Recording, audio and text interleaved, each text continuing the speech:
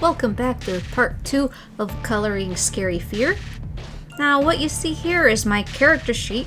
Now I make these so that people can know how to draw him and color him properly, but it's also for me to be able to choose the colors that are the same and keep him consistent.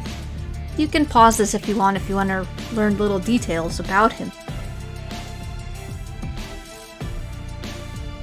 Now see okay, that shoe there. Yeah, I'm gonna be changing his design because I have 2 other characters that have that same stupid boot and I need to be a little different.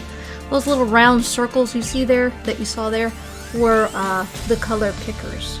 Alright, so what I'm doing here now is I'm turning off the layers because I'm just gonna be working with his central body. The wings will be for another time. And what we're gonna be doing is laying down the flat colors. So I just made the new layer there and labeled it flats. The flats are the base. People that work on TV cartoon animations color their characters in flats only. They have no shades. Here you see me picking the color, so I picked the eye color, and for some reason I couldn't find the skin color. There we go. So I like to pick 2 colors to work with because that's the most Photoshop lets you have at once. So now I go for the selection tool and I go into the lines layer and select the areas that I want to color.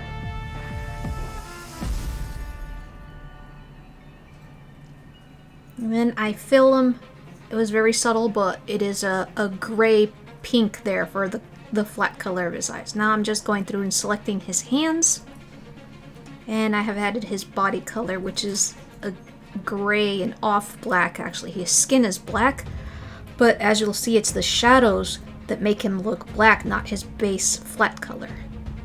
So now we're coloring his shirt, which has 2 colors. His sleeves can be either black or dark turquoise, and his central color is turquoise. He wears blue pants. And there I filled in his eyebrows. Now sometimes you'll see this other picture pop up. The reason for this is another reference, is that I don't have the shadow colors on my main character sheet.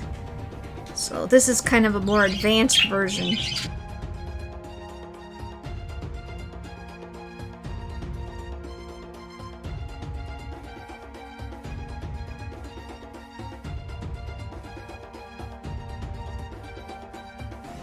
Okay, so now what I'm doing is I'm adding in the layer for the shadows.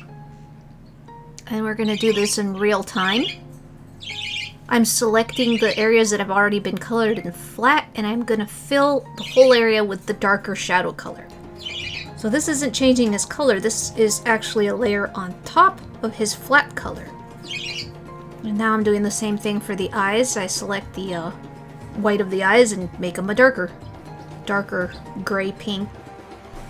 Now the strategy here is to take the pen tool, choose the area where the light is going to be coming from, make the correct shape, and then cut off the dark parts. Sometimes I have a hard time figuring out which way the curves should go, so I'm sitting, I was there thinking, and I did choose the correct way this time.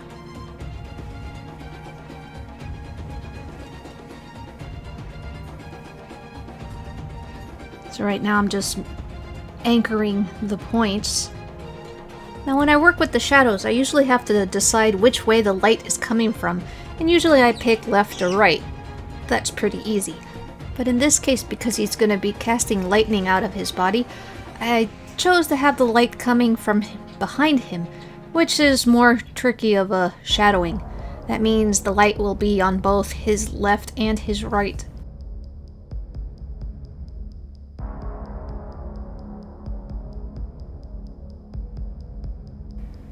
And there we've cut the piece out, and what a huge difference it makes. Okay, so here I'm going to start the time lapse, and I'm just going to let you guys watch the same procedure over and over on different parts of him, and sped up 4 times as much.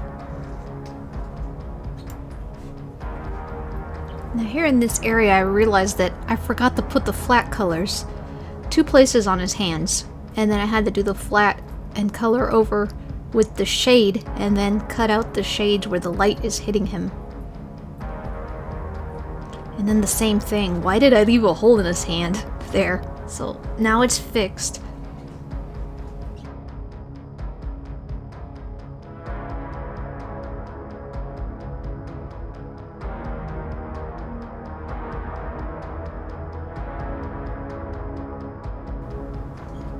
Yeah, now this is neat. I love cutting out the sections of his sleeves because you can really see the difference, and you have to think sometimes how I'm gonna make the shapes of the shadows. Sometimes I'll make something like right there on his chest and then decide I don't like it after all. His pants are fun to shade sometimes, although the shading is my second least favorite part. I hate the inking, but this part isn't too much better. Now, this was done with the mouse, and of course it's not coming out as nice as I would have had it with my tablet. So hopefully, I can get a new tablet and make these lines nicer. I could have used the pen tool to make them perfect, but I just didn't feel like it. And it's fine, it's gonna be shrunk down anyways into a tiny card. So as long as I like it, that's all that matters. If I can live with it, then it's fine.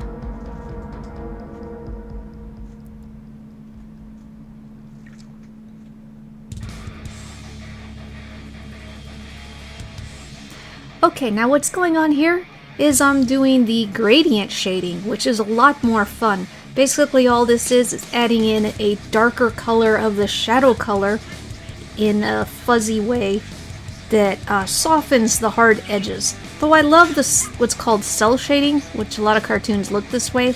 Adding the gradient shades just really brings a little bit of realism to it.